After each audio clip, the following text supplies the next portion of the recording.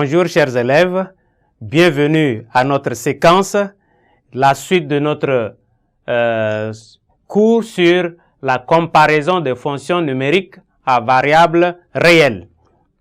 Nous allons passer aujourd'hui à égalité de fonctions, fonction égale. Nous prenons en définition, vous notez définition, nous prenons f et g, deux fonctions définies, et nous disons f et g sont égales si et seulement si, il y a trois conditions, vous faites un tiré, f et g ont même domaine, ont même ensemble de départ et même ensemble d'arrivée. Voilà la première condition. Et la deuxième condition, deuxième tiré, f et g ont même domaine de définition noté D. Sinon, notons domaine de définition. Domaine de définition de f et g.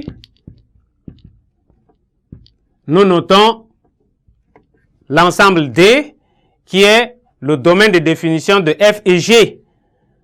Lorsque ces deux fonctions ont même domaine, de plus, troisième tiré, lorsque tout élément x appartenant à D, donc pour tout x appartenant à ce domaine D, si f de x est égal à g de x, alors nous disons que les deux fonctions f et g sont égales. Voilà l'égalité de fonctions.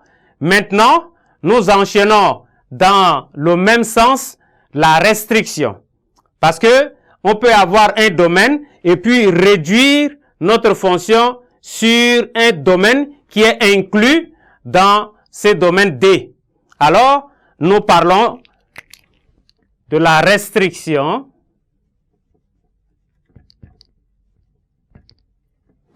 Restriction, prolongement,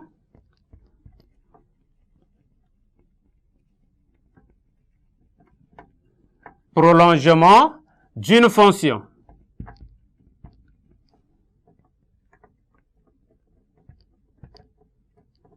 Voilà, après avoir parlé de l'égalité de deux fonctions, nous allons parler de la restriction d'une fonction et de prolongement d'une fonction.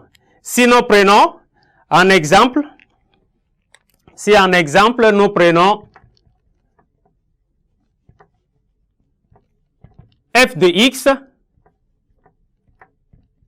est égal à la racine carrée de la valeur absolue de x moins 2. Et nous prenons la fonction g de x qui est égale à la racine carrée de x moins 2. Nous prenons ces deux fonctions. Alors, pour voir la restriction, il faut d'abord déterminer le domaine de définition de f et puis il faut aussi déterminer le domaine de définition de g. Après avoir déterminé le domaine de définition de f et g, il faut maintenant passer à l'expression de f sans symbole de valeur absolue. Donc, il faut écrire f de x est ici sans symbole valeur absolue. Et à partir de cette écriture, nous obtiendrons des intervalles. Et l'union des deux intervalles pour la fonction f nous amène ici à faire la restriction de la fonction f sur un domaine, sur un intervalle, sur les deux parties obtenues. Laquelle de deux fonctions f et g admettent une courbe représentative qui contient celle de l'autre. Donc, en conclusion, nous allons dire que f et g sont égales, ou bien f réduit sur un domaine est égal à la fonction g de x. Et donc ici, nous définissons une fonction de E vers F et E', une partie de grand E.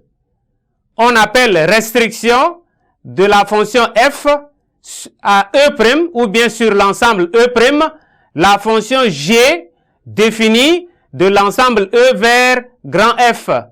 Donc, à tout X, on associe G de X qui est égal à F de X. La fonction F est appelée le prolongement de G à E. Le prolongement de la fonction G sur l'ensemble E, ou vice-versa. On dit aussi que la fonction G est la restriction de la fonction F sur l'ensemble E'.